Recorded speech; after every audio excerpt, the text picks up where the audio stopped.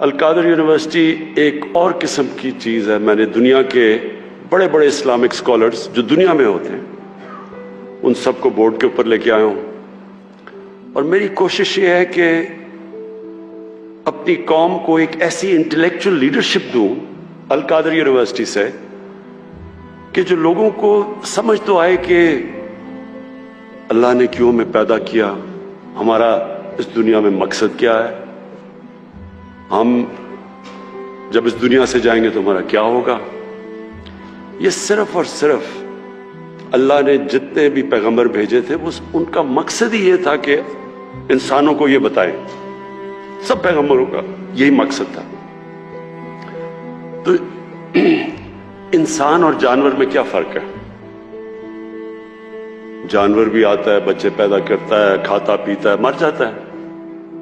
تو اگر انسان بھی پیسہ بنائے, بچے پیدا کرے, اپنے لیے کھائے پیے اور مر جائے تو اس میں اور جانور میں زیادہ فرق نہیں ہے.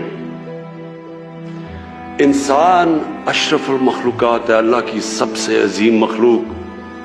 فرشتوں کو اللہ نے کہا کہ اس کے سامنے جھکو, اور شیطان کو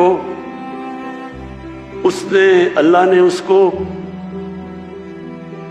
یعنی جو اس کو کنڈیم کیا وہ کیا اس لیے کہ اس میں تکبر تھا. وہ کہتا میں انسان سے زیادہ سپیریئر ہوں. لیکن اللہ نے کہا کہ میں نے انسان میں وہ صلاحیتیں دی ہیں جو تمہیں بھی نہیں پتا اور تمہیں بھی نہیں دی. کہنے کا مقصد یہ ہے کہ انسان ایک بہت اللہ نے اپنی سب سے ہمیں عظیم مخلوق بنایا. تو جب تک انسان اپنا دنیا میں مقصد نہیں سمجھتا, دنیا میں آپ دیکھیں افراتفری مچی ہوئی ہے, لالچ ہے, پیسے کے پیچھے بھاگ رہے ہیں کہ جیسے پیسے سے خوشی آ جائے گی. ایک نیو یارک ٹائمز سے میں نے پڑھا ایک دفعہ, ایک 50 سال آدمی نیو یارک کے اندر ٹاپ سائیکاٹرسٹ تھا.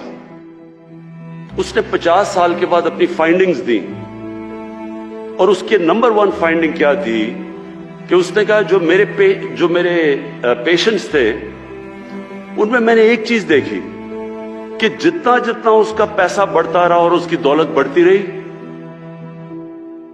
اتنی اس کی خوشی کم ہوتی گئی. انورس ریلیشن شپ تھی پیسے کی اور خوشی کی. اب میں کہنا نہیں چاہتا لیکن ہمارے بھی ہیں, آپ دیکھیں کہ وہ اتنے بڑے بڑے یہاں اربوں پتی بیٹھے ہوئے ہیں. آپ یقین کریں میں آپ کو لکھ کے دیتا ہوں کہ ان کو پتہ ہی نہیں کہ ان کے پاس کتنا پیسہ ہے.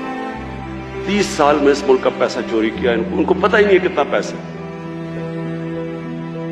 لیکن اللہ قرآن میں کہتا ہے کہ میری زمین پہ نکل کے دیکھو, ہر جگہ میرے اشارے ہیں, ہر جگہ میں سبق دیتا ہوں تمہیں. تو ان کو دیکھو کہ لعنت ایسے پیسے کی. بچے بھی جھوٹ بول رہے ہیں, وہ بھی جھوٹ بول رہے ہیں, کبھی ہسپتال میں جا رہے ہیں, کبھی جیل میں جا رہے ہیں. یہ ہمارے لیے عبرتناک چیز ہے. یہ پیسہ خوشی نہیں دیتا. خوشی اس کو ملتی ہے جو آپ 5 وقت کی نماز میں اللہ سے ایک چیز ہی مانگتے ہیں کہ اللہ مجھے ان کے راستے پہ لگا جن کو تو نے نعمتیں بخشیں, ان کے نہیں جو اپنی تباہی کے راستے پہ نکل گئے. یہ سارا وقت آپ کی زندگی کے اندر یہ 2 راستے آئیں گے, اور ایک خوشی کا راستہ ہے اور ایک آپ کی تباہی کا راستہ ہے. ایک وہ راستہ ہے جو آسان راستہ نہیں ہے, مشکل راستہ ہے.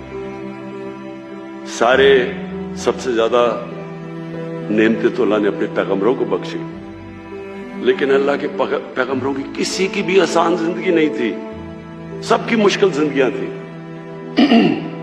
تو یہ جو ہم کئی دفعہ سمجھتے ہیں نا, قرآن میں ایک اور آیت ہے کہ جس چیز کو تم اپنے لیے اچھا سمجھتے ہو وہ برا ہے, اور جس کو برا سمجھتے ہو وہ اچھا ہے. مطلب یہ ہے کہ ہم آسان زندگی کو کئی دفعہ اچھا سمجھتے ہیں, وہ انسان کے پوٹینشل کو تباہ کر دیتا ہے. ہم شارٹ کٹس لے لیتے ہیں زندگی میں. کوئی آج تک بڑا کام کسی انسان نے نہیں کیا شارٹ کٹ لے کے, کبھی بھی نہیں ہوا. اگر اللہ کے حبیب جو انسان کو اللہ نے سب سے زیادہ پیار کیا, اگر ان کو 13 سال سب اتنے مشکل وقت سے اللہ نے گزارا تو برا تو نہیں ہوگا ہمارے لیے. اللہ نے ثابت کیا کہ جب وہ دنیا کی تاریخ کے سب سے گریٹسٹ لیڈر بنے تو 13 سال ان کو سب سے مشکل وقت سے گزارا. 10 سال کے بعد صرف 40 لوگ مسلمان تھے اور وہ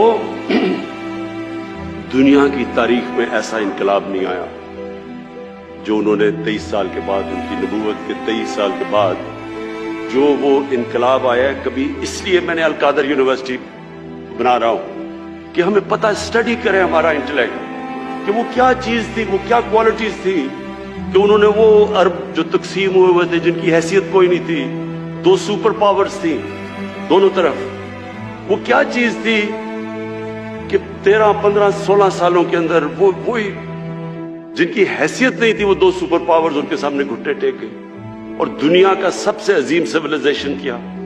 صرف یہ نہیں کہ وہ دنیا میں ساری جگہ چلے گئے اور ان کی فوجیں کامیاب ہو گئیں، وہ تو منگولین کی جو چنگیز خان کی فوجیں تھیں وہ بھی سب سے تیزی سے کامیاب ہو گئیں، لیکن 100 سال کے بعد پتہ ہی نہیں کہ منگولین کدھر گئے، منگولین سویلائزیشن کا ہی نہیں پتا.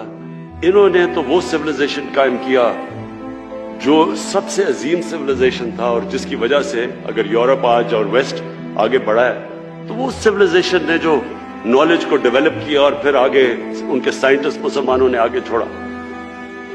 کہنے کا مقصد یہ ہے کہ ایک یونیورسٹی ہے جو کہ انشاءاللہ نالج سٹی بنے گی، یہ تو گورنمنٹ میں نہیں نا، یہ تو میں نے گورنمنٹ کے باہر بنائی ہے. اور دوسری جو یونیورسٹی ہے وہ انشاءاللہ جو علامہ اقبال نے جو ایک کتاب لکھی تھی کہ the reconstruction of religious thought in Islam, کہ اسلام کے تھاٹ کو ڈیولپ کریں، ہمارے انٹلیکچوئلز آئیں، وہ بتائیں کہ یہ ملک بنا کیوں تھا.